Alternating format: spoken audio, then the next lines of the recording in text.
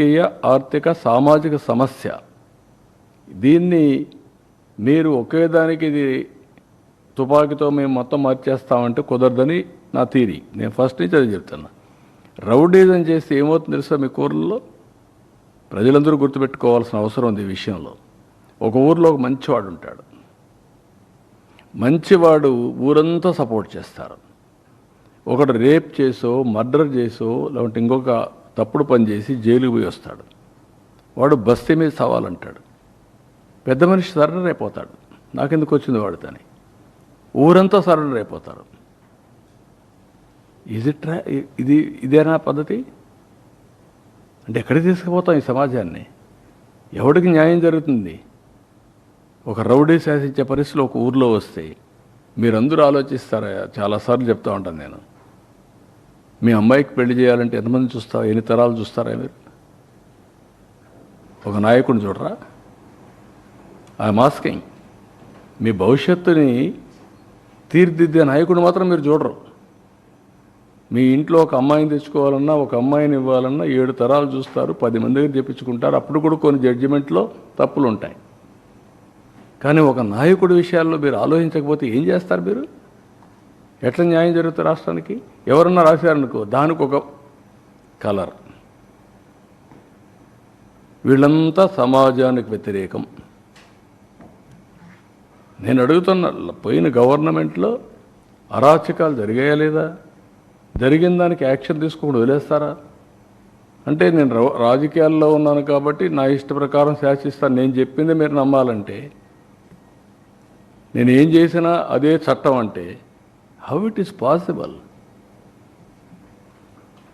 తప్పంటున్నాను. అది మీరన్నా మారాలి, లేకపోతే మీరు మార్చాలి రాష్ట్రానికి. లేకుంటే రక్షణ ఏముందండి ఈ స్టేట్కి? ఏ స్టేట్లోనే ఇలాంటివి ఉన్నాయా? ఉండవు. వితండ బాధలు వద్దు. మీరు మారండి. మారితే సమాజం మిమ్మల్ని యాక్సెప్ట్ చేస్తే అప్పుడు చూద్దాం. కానీ మీరు అలాంటి తప్పుడు పనులు చేసి నేను సమాజాన్ని అతలాకుతలం చేస్తాను ఇష్ట ప్రకారం మాట్లాడతా అంటే కరెక్ట్ కాదు. సార్, ప్రతి ఇంటికి టీడీపీ మేనిఫెస్టో అనేటువంటి ఒక కార్యక్రమానికి శ్రీకారం చుట్టాము. టీడీపీ గ్రామ నాయకులందరినీ కూడా ఎక్కడికక్కడ నిలదీయండి.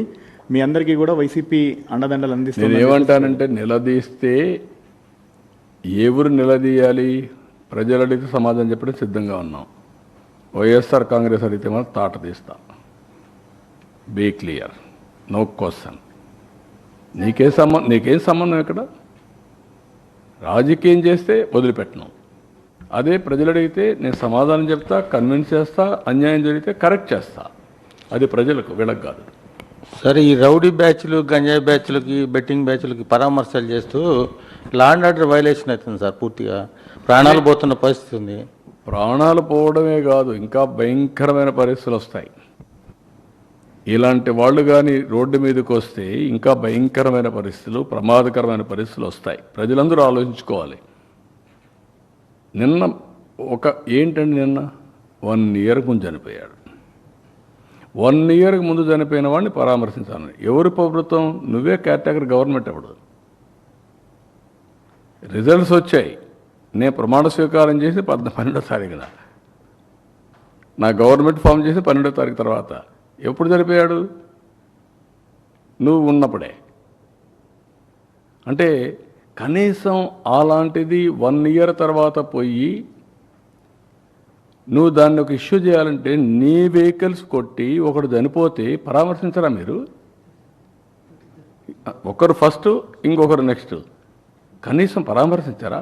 చూడరా వాళ్ళని?